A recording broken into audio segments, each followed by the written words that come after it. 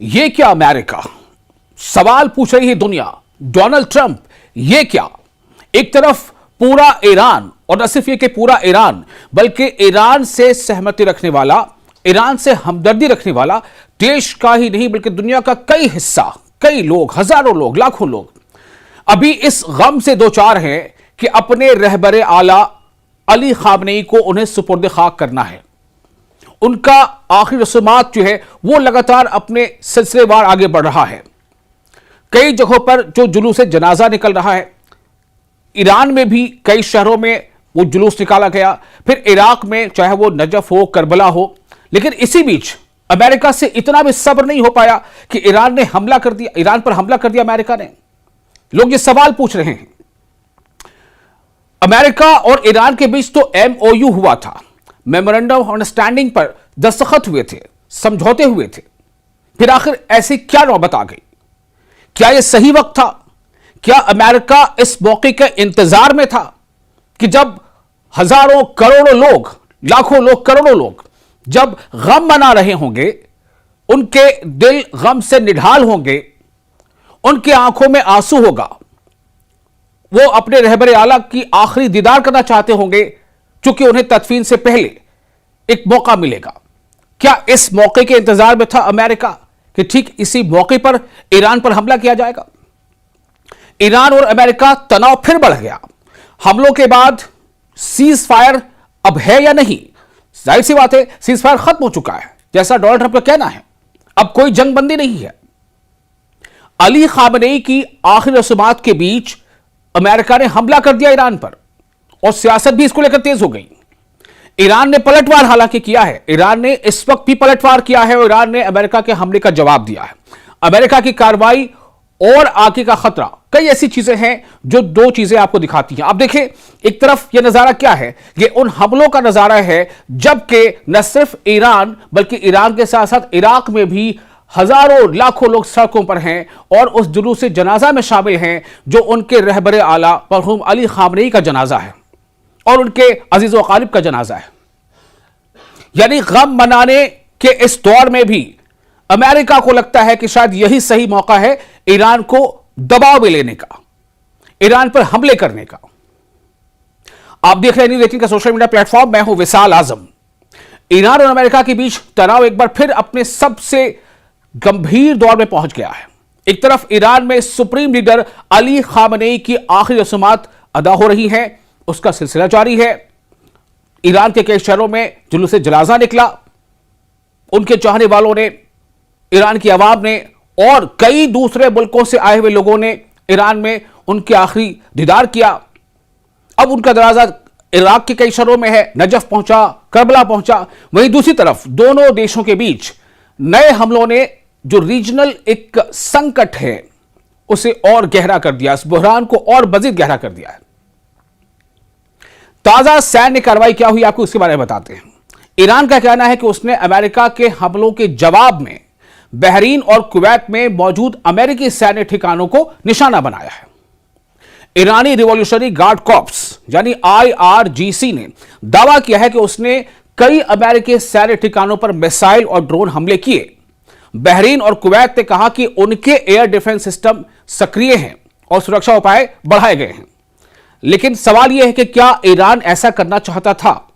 क्या ईरान ऐन ऐसे मौके पर जब उसके रहबरे आला रहे आयतुल्लाह खामनेई के जुलूस जनाजा में हजारों लाखों लोग सड़कों पर है, आखिरी रस्मात की अदायगी जल्द होनी है, क्या ऐसे में ईरान चाहता था कि वो अमेरिकी सैन्य अड्डों पर हमले करे?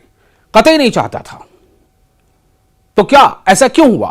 जो रिपोर्ट्स बता रही हैं, जो ईरान का दावा है कि अमेरिका ने दरअसल लोगों का ध्यान इस तरफ से हटाने के लिए, जिस तरफ से पूरी दुनिया की नजरें अली खामनेई के इस प्रोसेशन जुलूस जो जुलूस निकला हुआ है, फ्यूनरल प्रोसेशन निकला है, इसको लेकर के जितनी ज्यादा वहां पर लोगों का एक ध्यान खिंचा हुआ था, लोगों के मीडिया, अब पूरी दुनिया के मीडिया का ध्यान खिंचा हुआ था।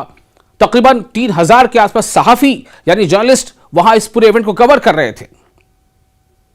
कई मुल्कों के जर्नलिस्ट वहां पहुंचे हुए हैं ईरान।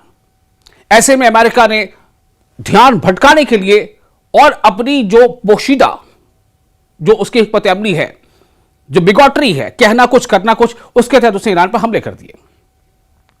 क्या अमेरिका के जो लीडर हैं, क्या उन्हें उनकी आंखों को यह भा नहीं रहा था कि एक ऐसा लीडर जिसके मरने के बाद भी इतने चाहने वाले, उनके इतने बड़े हमदर्द कि जान की परवाह किए बगैर सड़कों पर निकल आए, लाखों की तादाद में, कुछ रिपोर्ट्स में तो इनकी तादाद करोड़ों में बताई गई है।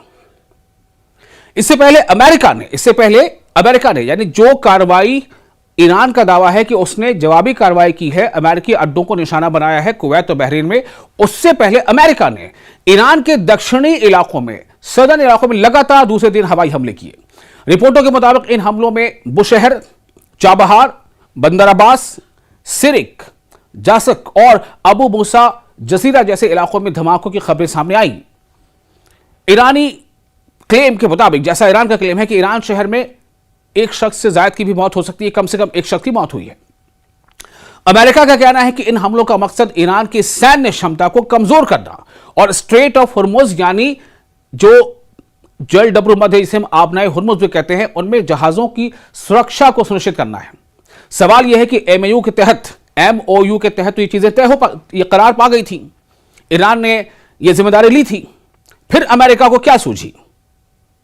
अमेरिका का दरअसल इल्जाम है कि ईरान ने इस अहम समुद्री रास्ते से गुजरने वाले जितने भी शिप्स हैं, कमर्शियल शिप्स, उनको निशाना बनाया था, यानी कुछ जहाजों को निशाना बनाया था। लेकिन ईरान का कहना है कि अमेरिका ने पहले हमला किया और उसकी कार्रवाई आत्मरक्षा में है, सेल्फ डिफेंस में है। तेहरान का इल्जाम है कि अमेरिकी हमले उसकी सॉवरेनिटी के खिलाफ है, संप्रभुता के खिलाफ है।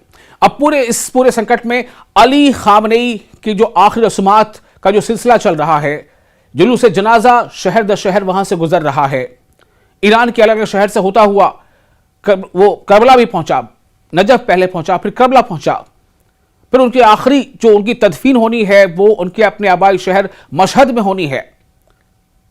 इन सब के बीच अमेरिका हमले करता है।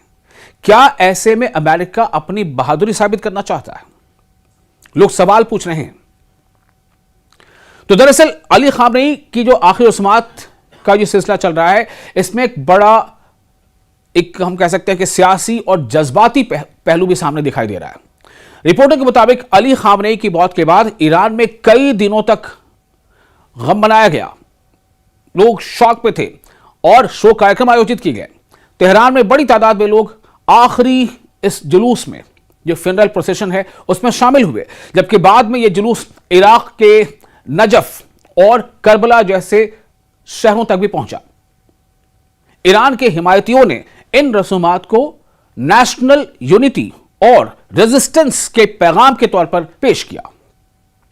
दूसरी तरफ अमेरिका और उसके जो अलाइज हैं, उनके साथ तनाव जारी रहने से यह मामला सिर्फ एक आखिरी रसूमात तक सीमित नहीं रह गया, वहां तक महदूद नहीं रह गया, बल्कि रीजनल सियासत का हिस्सा बन गया।